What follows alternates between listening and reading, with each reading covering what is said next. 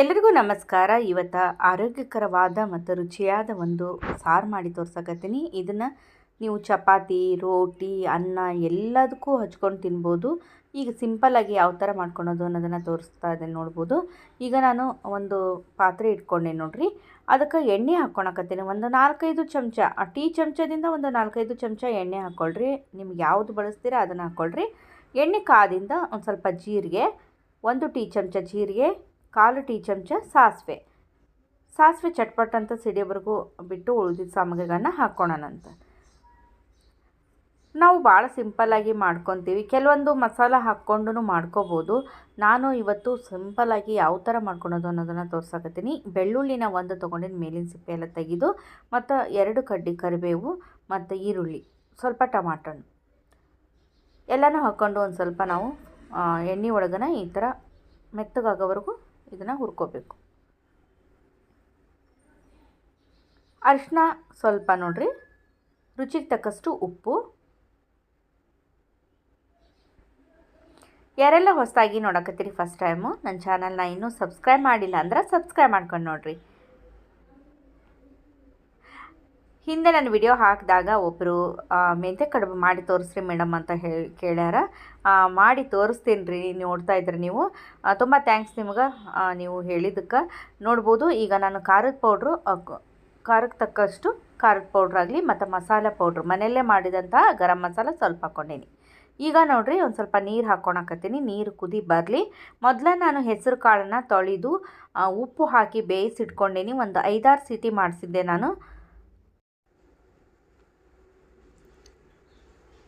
ಈಗ ನೋಡ್ರಿ, ರೆಡಿ ಮಾಡಿ ಇಟ್ಕೊಂಡೇನಿ ಹೆಸರು ಕಾಳನ್ನು. ಸ್ವಲ್ಪ ಈ ಥರ ಸ್ಮ್ಯಾಶ್ ಮಾಡ್ಕೋಬೇಕು, ಭಾಳ ಏನು ಬೇಡ, ಸ್ವಲ್ಪ ಮಾಡಿಕೊಡ್ರಿ.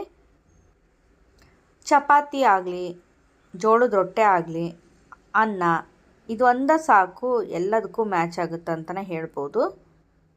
ಮತ್ತು ಹೆಸರು ಕಾಳು ನಿಮ್ಗೆ ಗೊತ್ತಿರಂಗೆ ತಂಪು ಕೂಡ ಹೌದು, ಆರೋಗ್ಯಕ್ಕೂ ಒಳ್ಳೆಯದು. ಈಗ ಒಂದು ಸ್ವಲ್ಪ ಇದು ಕುದಿ ಬರಲಿ, ಅಲ್ಲಿವರೆಗೂ ಹಂಗೆ ಬಿಟ್ಟು, ಕುದಿ ಬರುವಾಗ ನಾವು ಈಗ ಬೇಯಿಸಿದ ಕಾಳನ್ನು ಇದರೊಳಗೆ ಸೇರಿಸ್ಕೋಬೇಕು.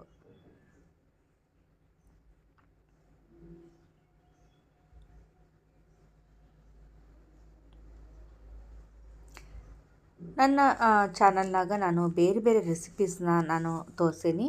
ಬೆಟಗೇರಿ ಚಟ್ನಿ, ಮತ್ತು ಕೆಂಪು ಚಟ್ನಿ, ಬೆಳ್ಳುಳ್ಳಿ ಚಟ್ನಿ, ಚಟ್ನಿಗಳಷ್ಟೇ ಅಲ್ಲ, ಪಲ್ಯಗಳು, ಸಾರುಗಳು, ಈ ಥರ ರೈಸ್ ಐಟಮ್ಸು ಎಲ್ಲನೂ ತೋರಿಸಿದ್ದೀನಿ. ನೋಡ್ಕೊಂಡು ಬರ್ರಿ.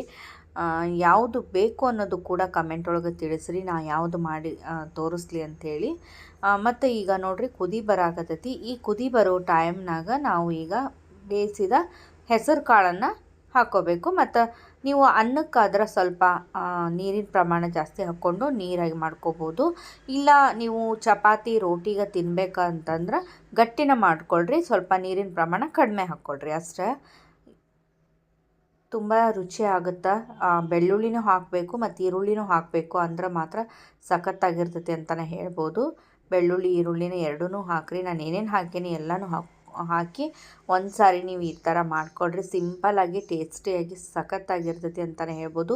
ಬಿಸಿ ಬಿಸಿ ಅನ್ನ, ತುಪ್ಪ, ಈ ಥರ ಸಾರು ಮತ್ತು ಹಪ್ಪಳ, ಶೇಂಡ್ಗಿ ಸೈಡಲ್ಲಿ ಇಟ್ಕೊಂಡು ತಿಂದರೆ ಏನು ಹೇಳ್ತೀರಿ, ಅದ್ರ ರುಚಿ ಸಖತ್ತಾಗಿರ್ತೈತಿ ಅಂತಲೇ ಹೇಳ್ಬೋದು. ಈಗ ರೆಡಿ ಆಯಿತು. ಒಂದು 10 ನಿಮಿಷ ನಾವು ಇದನ್ನು ಕುದಿಸ್ಬೇಕು. ಚಲೋತ್ನಾಗ ಕುದ್ದಾದ್ಮೇಲೆ ಈಗ ಒಂದು ಸ್ವಲ್ಪ ಕೊತ್ತಂಬರಿ ಸೊಪ್ಪು ಹಾಕ್ಕೊಳಕತ್ತೀನಿ.